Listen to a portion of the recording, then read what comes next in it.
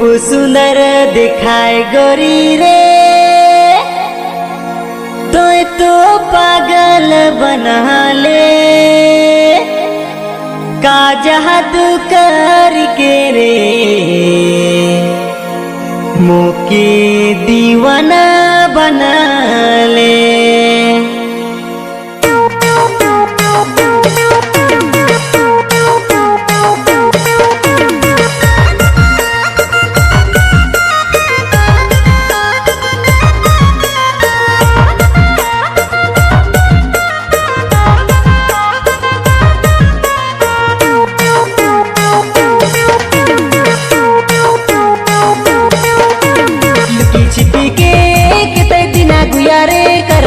प्यार लुकी छिपी के कितने दिना गुजारे करबे करार।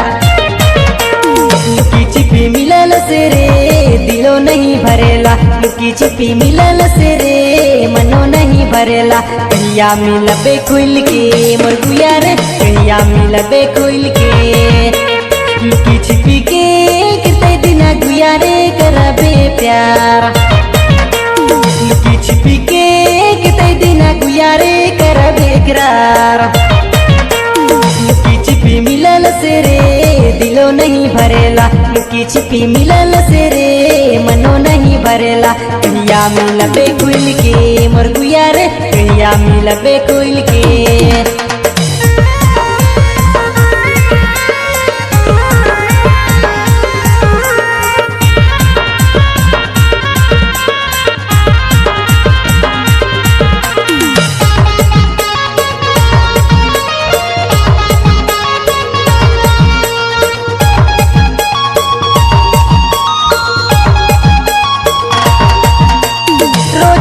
करसला तुम्हें तो फुटानी, कितने दिना देबे गुया प्यार तनी तनी।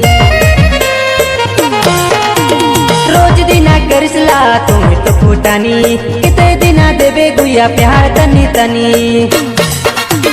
लुकी छिपी के कितने दिना गुयारे करबे प्यार। लुकी छिपी के कितने दिना गुयारे करबे करार। लुकी छिपी मिलल से रे दिलो नहीं भरेला, लुकी छिपी मिलल से रे मनो नहीं भरेला। कहिया मिलबे खुल के मोर गुयारे, कहिया मिलबे खुल के।